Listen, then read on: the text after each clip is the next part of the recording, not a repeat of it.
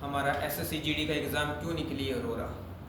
इसी बात की सभी को टेंशन है और सभी बोल रहे हैं कि एसएससी का जो एग्ज़ाम हो रहा है काफ़ी टफ आ रहा है, काफ़ी टफ आ रहा है। और सभी बोलते हैं, अगर जो अंदर से देखकर जो बाहर आ रहा है वो बोल रहे हैं भाई आउट ऑफ सिलेबस आ गया, ये नहीं हुआ, ये नहीं हुआ। जो बच्चे बाहर बैठे हैं उनके मन में एक ही दुविधा है कि हमारा सिलेक्शन होगा या नहीं होगा। क्यों नहीं होगा, सभी का होगा।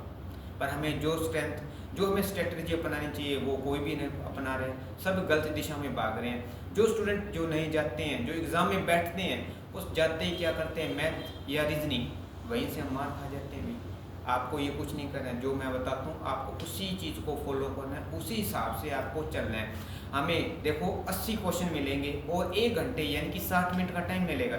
यानी कि हमारे पास एक क्वेश्चन को करने के लिए हमारे पास मात्र 45 सेकंड का समय रहेगा। आपने सबसे पहले जीके को फॉलो करना है। और जीके को कैसे करना है कि आपने सिर्फ एक बार एक ही क्वेश्चन को देखना है, यानी कि उसको जल्दी से पढ़ो।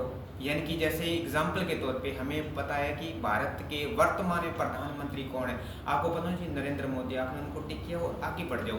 इसी तरह से हमें जीके के क्वेश्चन जो करने हैं उनमें मात्र 30 सेकंड या उससे कम का समय लेना है। यानी कि हमें एक पोर्शन में से 3 मिनट को बचाना है। अगर आप 30 सेकंड लगाते हैं यानी कि हमारे 15 सेकंड बचते हैं, यानी कि हमारे 3 मिनट बच जाएंगे।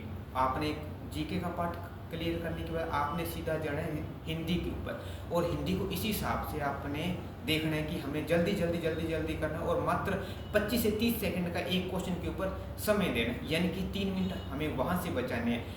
पहले आपने जीके किया, जीके का पार्ट किया, उसके बाद आपने हिंदी का पार्ट किया, और आप उसके बाद तीसरा आपने जो पार्ट उठाना है वो सीधा ही आपने रीजनिंग का उठाना है।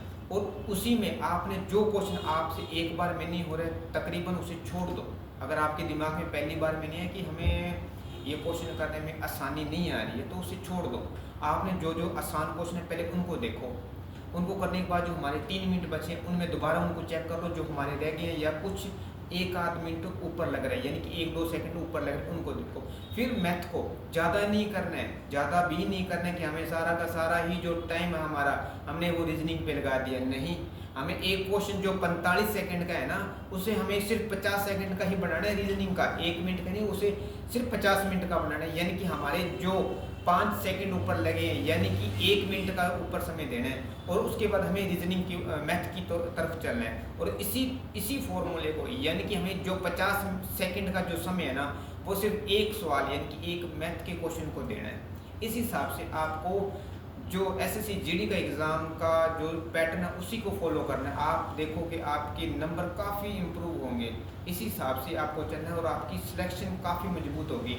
और आपने देखा होगा कि जीडी के अंदर एज प्रेजेंट के अंदर क्या क्या क्वेश्चन आ रहे हैं। एक तो हिस्ट्री का ज़्यादा पार्ट आ रहा है, यानी कि मॉडर्न हिस्ट्री ज़्यादा आ रही है, आप उस पर थोड़ा कवर कीजिए, उसको फोकस कीजिए। पोल्ट्री पे थोड़ा फोकस कीजिए, कोडिंग रीजनिंग के अंदर कोडिंग डिकोडिंग कीजिए। इन चीज़ों को आप ज़्यादा फोकस कीजिए ताकि आपका जो पेपर निकालने का जो टाइम है वो भी काफ़ी बचत रहे। जीके के अंदर आप इन्हीं चीज़ों पे ध्यान दीजिए, मॉडर्न हिस्ट्री हो गई, पोल्ट्री हो गई, और जो करंट अफेयर 2025 की और 26 की उन पे ध्यान रखिए।